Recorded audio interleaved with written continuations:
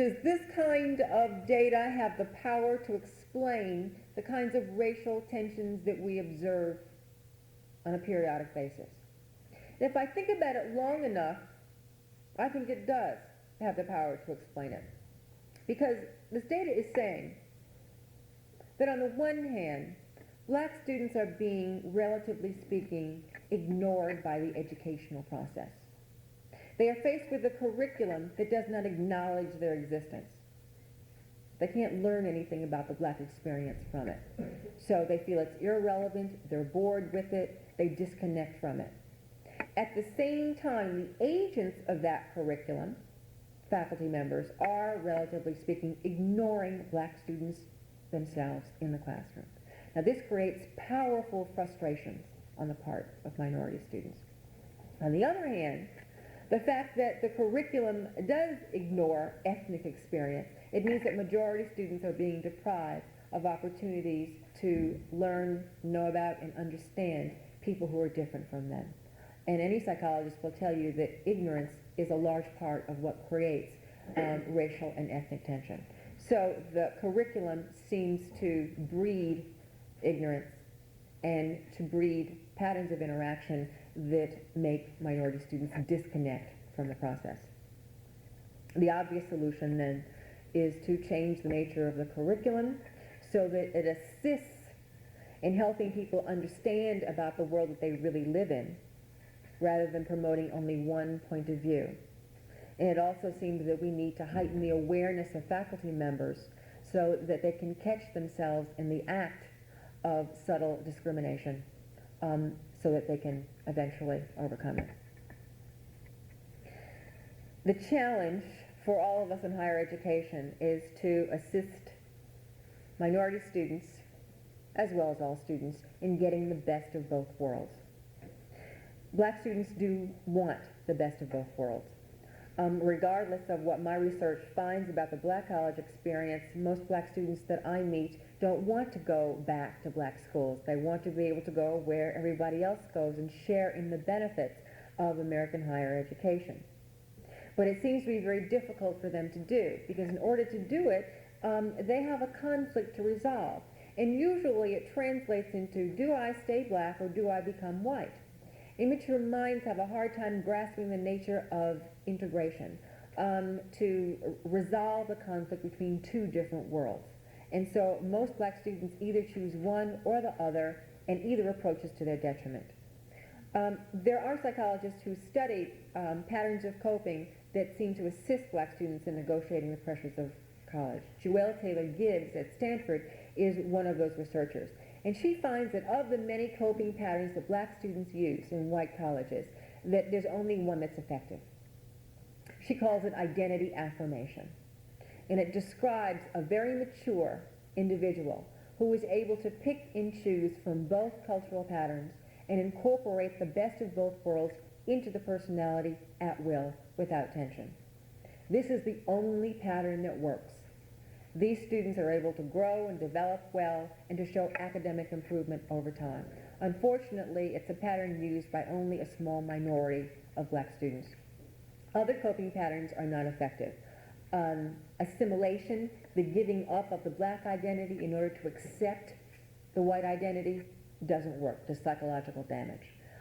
Retreat into an all-black subculture of the university does not work either. It's too insulating, too depriving, and students sacrifice their intellectual development by doing this. Dropping out also does not work, because students don't get the benefits of higher education. But because it requires so much maturity to be able to negotiate these pressures well, I think it's up to all of us involved in the process to do what we can to promote an environment that assists black students in becoming mature enough individuals to face their very difficult pressures. And I wish luck to all of you involved in that process. Thank you.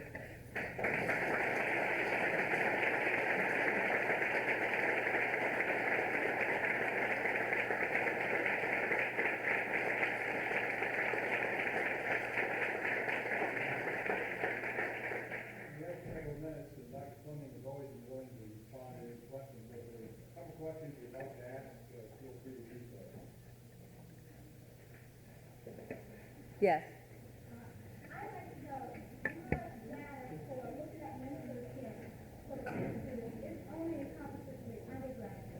That's right. Do you foresee that this mentoring process will be different for graduate students versus undergraduates? Are there different kinds of mechanisms involved that you can speculate based on your data? It's not different, it's just more important in graduate school. What do you mean by more important? I think a graduate student without a mentor is a lost soul. I think that having a mentor is the key to getting through graduate school well. And personally, I had figured this out by the time I finished college. And made it, and the reason I figured out is someone happened to say to me that graduate school in England was a mentor system. That you don't go and take a lot of courses, you go and you meet with your mentor and together you design a curriculum and he helps you through it and you report regularly and this is how you get through, under the tutelage of someone else. Well, it seemed to me that graduate school here was also a mentor system, but an unwritten mentor system. And if you didn't know that you had to have a mentor, that you're going to have a much harder time. So I made it my business to find a mentor as soon as I got to graduate school, and that was the best thing I could have done. Could I ask one more question? Sure. About that? You mentioned something that I think as a sociologist is oftentimes omitted by the system or by the white government institutions is that the structural problem. And the structural problem is I think, is the foundation for a lot of the fact that the mentorship mechanism is not explicit. It's not something that the system focuses on. For example, the incompatibility of being a black faculty in a structure that does not support and reward you for being a mentor to black and or any other student.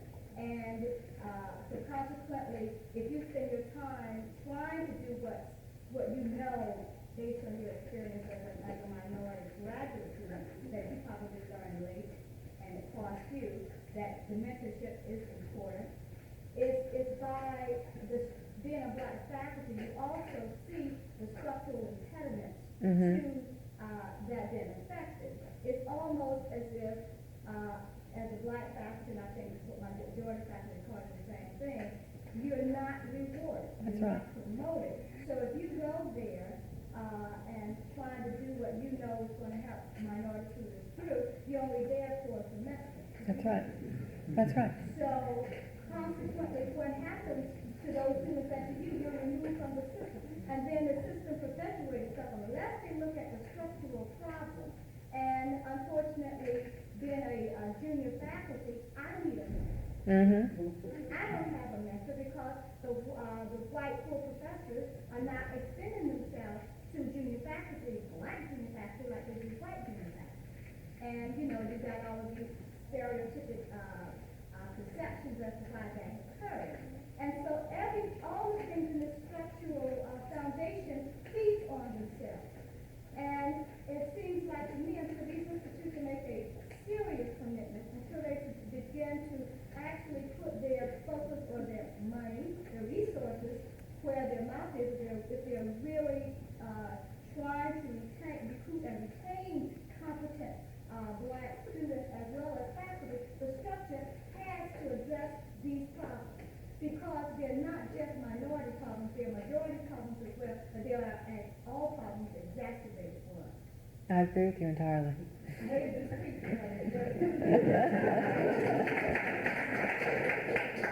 Yes. Yes, do you have any suggestions for black male students who may be victims of arbitrary perceptions of lower competence by their professors than the female, than their female counterparts? Yes, take out the frustration with that situation in the classroom and not outside the classroom. The tendency that shows up in my data is for black males, when frustrated by that situation, to find opportunities for cultural and political protest that go on outside the classroom. The protest is understandable if going on outside the classroom can't do a bit of good for the problem inside the classroom. If there's a problem, you have to face it head on where it exists. All right, so you keep your attention on the classroom. And it may be difficult, but that's where you fight it, not somewhere else. You don't displace the energy. You keep it where the problem occurs. Yes. You've used the term integrated and integration a couple of times. Could you tell us what you mean when you use that term? What is an integrated environment or campus or however you wish to describe it? Well, I think I was referring to integrated education, and I mean a situation just like this, a predominantly white school that has black students in it. That's an experiment in integrated education. I don't have a definition based on precise numbers or proportions. Yes.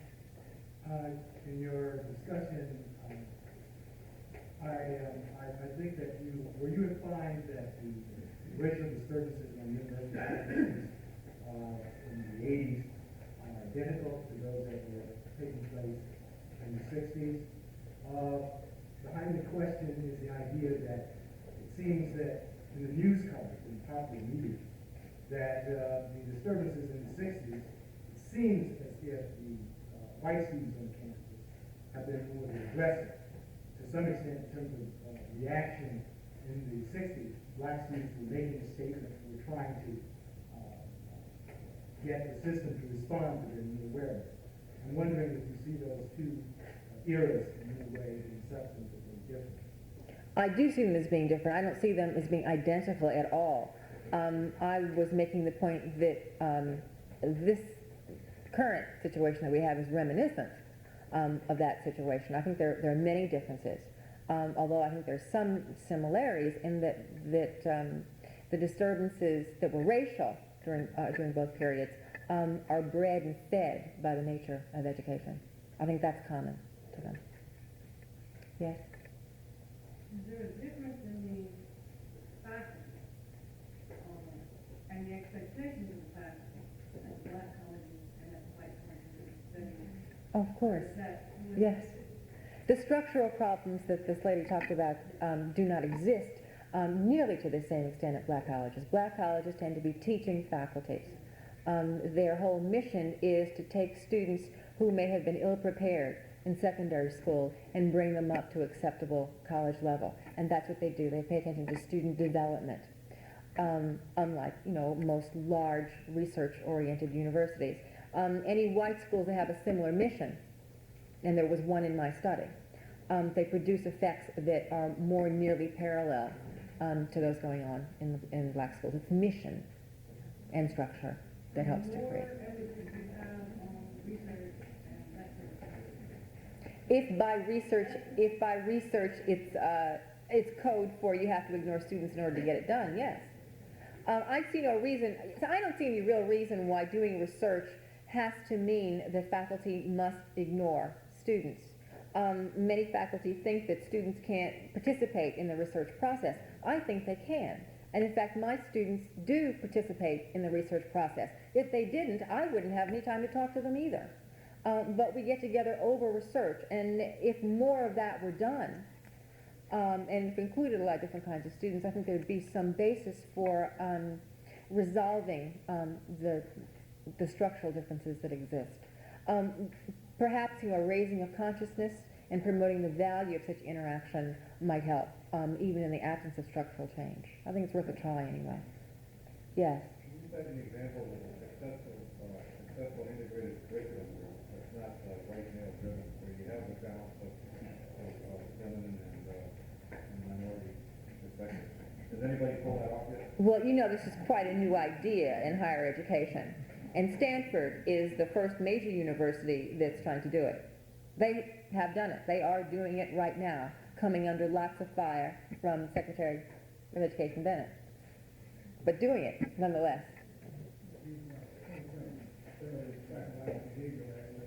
You also look at the social and fraternal aspects that affected the growth and the national black students and black phenomenon, black university versus those in phenomenal white university. Social aspects? Yes. And fraternal. What do you mean by fraternal? Social life, and they have the sorority, fraternity, and that also. Yes, yes, I did. Separate those two, but sometimes Yeah. you know, social life is not being involved in. Yeah, I did. I mean, I investigated all aspects of development, and all aspects of development were showed more positive change in predominantly black schools. Specifically, there was a measure of social adjustment that was a scale composed of participation on any number of any number of social aspects of the College of Art, including having boyfriends, participating in extracurricular activities, getting along with a roommate, and so on and so on and so on. There was gain on measures like that in, I think, four of the 7 black schools, but negative change for a number of the white schools. I mean, it was a variable that operated as a differential variable. The way that it operated was entirely different in black schools and white schools. It makes it harder to talk about because it's a differential variable. Yeah. I have a question of whether or not you found the research that the black race as a whole has ever accepted identity affirmation. For example, a student that does find the best of both worlds, has a mental, great grades, then gets out and hears, well, you're not black. Pressure from the black American itself, have they identified with affirmation, once they've got the identity affirmation? See what I'm saying? Once they've gone through the process and reached that maturity, I question whether or not the black race has accepted that person, or identified that person, might be a better word for it. Well, probably if it had, there wouldn't be so many individuals who find it difficult to do. But let me add that there isn't any group that accepts identity, integration, or affirmation of this kind as a value. Cultural groups tend to be immature in their thinking at this stage in evolution. They're more interested in protecting the integrity of their group than they are in integration and cross-pollination. It's just it's the stage of development that we are at as human beings. One last one. One more question. Well, this is kind of like a comment. The one question over here about almost this division between white schools in terms of the focus on research versus teaching, and how that exacerbates a structural problem. I guess I'd like to point out and emphasize that it is not, that is an erroneous and stereotypic perception on the part of the larger society to automatically assume that faculty of black students are not engaged in research. That's not true. There's Howard University, especially smaller black colleges are engaged in research. Is that the funding institutions in National Science Foundation and Institutions of Health, they're less likely to give them research funds because they are also operating on the stereotype that they don't have the resources, but then there's another business cycle, we don't give them the opportunity to do it, and I'll never get the resources to do it, so that circle or cycle repeat itself. The problem is not so much research versus non-research, it's expectations and operating on stereotypical perceptions that the person cannot do both. And also bringing the student as well as the faculty in to, as I would call it, set them up for failure. Because we're working on the stereotypic expectations that they won't survive anyway. So why invest the resources and time the expectations into it when it's already designed to fail? The challenge is to help them actually fulfill their potential. Thank you.